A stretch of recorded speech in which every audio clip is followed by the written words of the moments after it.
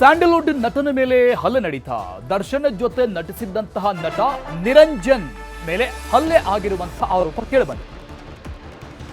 ಹಿಂದೆ ದರ್ಶನ್ ನಟನೆ ಮಾಡಿದಂತಹ ಒಡೆಯ ಸಿನಿಮಾದಲ್ಲಿ ದರ್ಶನ್ ತಮ್ಮನ ಪಾತ್ರವನ್ನ ಮಾಡಿದಂತಹ ನಟ ನಿರಂಜನ್ ಮೇಲೆ ಬಾರ್ನಲ್ಲಿ ಹಲ್ಲೆ ಆಯ್ತಾ? ಹಾಗಾದ್ರೆ ಹಲ್ಲೆ ಮಾಡಿದಂಥವ್ರು ಯಾರು? ನೀರು ಕುಡಿಯೋಕೆ ಬಾರ್ಗೆ ಹೋದಾಗ ಗಲಾಟೆ ಆಗಿದೆಯಂತೆ. ಬಾರ್ಗೆ ನೀರು ಕುಡಿಯೋಕೆ ಹೋದಂತಹ ಸಂದರ್ಭದಲ್ಲಿ ಜಗಳ ತೆಗೆದು ಬಿಯರ್ ಬಾಟಲ್ನಿಂದ ಒಂದು ಗುಂಪು ಹಲ್ಲೆ ಮಾಡಿದಾರಂತೆ. ಇನೋವಾ ಕಾರ್ನಲ್ಲಿ ಬಂದಂಥವರು ಹಲ್ಲೆ ಮಾಡಿದಂಥ ಆರೋಪವನ್ನ ಮಾಡಲಾಗಿದೆ.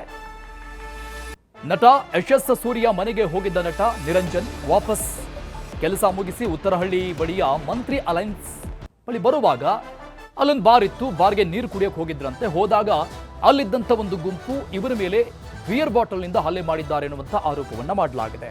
ದೃಶ್ಯದಲ್ಲಿ ನೋಡ್ತಾ ಇದ್ವಿ ನಟ ನಿರಂಜನ್ ಒಡೆಯ ಚಿತ್ರದಲ್ಲಿ ದರ್ಶನ್ ತಮ್ಮಾಗಿ ನಟನೆ ಮಾಡಿದಂಥ ನಟ ಮಾರ್ಕ್ ಮಾಡಿ ನಾವು ತೋರಿಸ್ತಾ ಇದೀವಿ. ಮತ್ತೊಂದು ಕಡೆ ಆತನ ಫೋಟೋ ಇದೆ. ಸೊ ವಾಪಸ್ ಬರುವಂತಹ ಸಂದರ್ಭದಲ್ಲಿ ತಮ್ಮ ಕೆಲಸವನ್ನು ಮುಗಿಸಿಕೊಂಡು ರಾತ್ರಿ ಸಮಯದಲ್ಲಾದಂತಹ ಘಟನೆ ಇದು. ಸುಬ್ರಹ್ಮಣ್ಯ ಪೊಲೀಸ್ ಠಾಣೆಯಲ್ಲಿ ಸಂಬಂಧಪಟ್ಟಂಗೆ ಪ್ರಕರಣ ದಾಖಲಾಗಿದೆ. ಸೊ ಅಲ್ಲಿದ್ದಂತಹ ಒಂದು ಗುಂಪು ಬಿಯರ್ ಬಾಟಲ್ಗಳಿಂದ ನಟ ನಿರಂಜನ್ ಮೇಲೆ ಗಂಭೀರವಾಗಿ ಹಲ್ಲೆ ಮಾಡಿದ್ದಾರೆ ಅನ್ನುವಂತಹ ಆರೋಪವನ್ನ ಮಾಡಲಾಗಿದೆ. ಸೊ ರಾತ್ರಿ ಹೊತ್ತಲ್ಲಿ ನೀರು ಕುಡಿಯೋಕೆ ಬಾರ್ಗೆ ಹೋಗಿರುವಂಥದ್ದು ಯಾಕೆ ಅನ್ನುವಂಥ ಪ್ರಶ್ನೆ ಕೂಡ ಸಹಜವಾಗಿ ಬರುತ್ತೆ.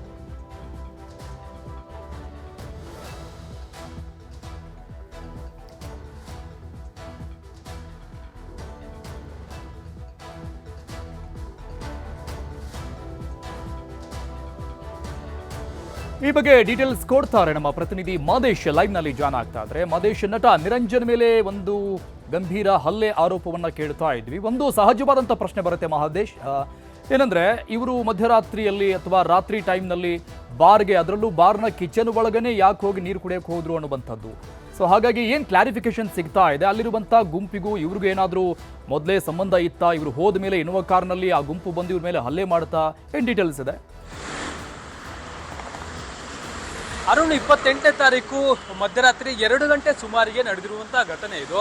ನಿರಂಜನ್ ಅಂದ್ರೆ ಈತ ಸಹ ನಟ, ಸಾಕಷ್ಟು ಸಿನಿಮಾಗಳಲ್ಲಿ ನಟನೆ ಮಾಡಿದ್ದಾನೆ. ದರ್ಶನ್ ಅಭಿನಯದ ಒಡೆಯ ಸಿನಿಮಾದಲ್ಲೂ ಕೂಡ ದರ್ಶನ್ ತಮ್ಮನಾಗಿ ಈತ ನಟನೆ ಮಾಡಿರ್ತಾನೆ. ಅದೇ ಸಿನಿಮಾದಲ್ಲಿ ಮತ್ತೋರ್ವ ನಟ ಇರ್ತಾನೆ. ಅಂದ್ರೆ ಒಡೆಯ ಸಿನಿಮಾದಲ್ಲಿಯೇ ದರ್ಶನ್ ತಮ್ಮನಾಗಿ ನಟನೆ ಮಾಡಿದಂತ ಮತ್ತೋರ್ವ ನಟ ಏನಿದ್ದಾನೆ ಯಶಸ್ ಸೂರ್ಯ ಅಂತೇಳಿ, ಆತನನ್ನ ಮೀಟ್ ಆಗೋದಕ್ಕೆ ಅಂತೇಳಿ ಸುಬ್ರಹ್ಮಣ್ಯಪುರ ಪೊಲೀಸ್ ಠಾಣಾ ವ್ಯಾಪ್ತಿಯಲ್ಲಿ ಈತ ಹೋಗಿರ್ತಾನೆ.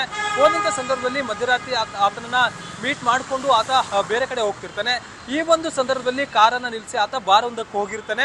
ಆತ ಅಲ್ಲಿ ಯಾಕೆ ಹೋಗಿದ್ದಾನೆ ಅನ್ನೋದಕ್ಕೆ ನೀಟಾಗಿ ಮೆನ್ಷನ್ ಮಾಡಿಲ್ಲ. ಆತ ಆ FIR ನಲ್ಲಿ ಮೆನ್ಷನ್ ಮಾಡಿರೋ ಪ್ರಕಾರ ಆತ ನೀರು ಕುಡಿಯೋದಕ್ಕೆ ಅಂತ ಹೇಳಿ ಬಾರ್ ಒಳಗಡೆ ಹೋಗಿರ್ತಾನೆ. ಅಲ್ಲಿ ಕಿಚನ್ ನಲ್ಲಿ ಹೋದಂತ ಸಂದರ್ಭದಲ್ಲಿ ಓರ್ವ ವ್ಯಕ್ತಿ ಆತನನ್ನ ತಳ್ಳಾಡಿ ಜಗಳ ಮಾಡ್ಕೊಂಡಿರ್ತಾನೆ.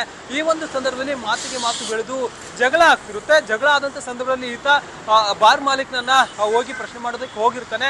ಬಾರ್ ಮಾಲೀಕನಿಗೆ ಆ ಒಂದು ವಿಚಾರವನ್ನ ಮುಗಿಸೋಕೆ ಅಂತೇಳಿ ಹೋಗಿರ್ತಾನಂತೆ.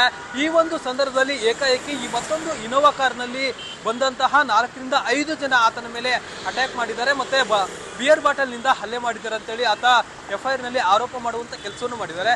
ಇಲ್ಲಿ ಸಾಕಷ್ಟು ಅನುಮಾನಗಳು. ಓಕೆ ಮಾದೇಶ್, ಇನ್ನೊಂದು ಪ್ರಶ್ನೆ, ಮಧ್ಯರಾತ್ರಿ 2 ಗಂಟೆಗೆ ಅಂದ್ರೆ 2 ಗಂಟೆಗೆ ಬಾರ್ಗಳು ಓಪನ್ ಇರುತ್ತಾ?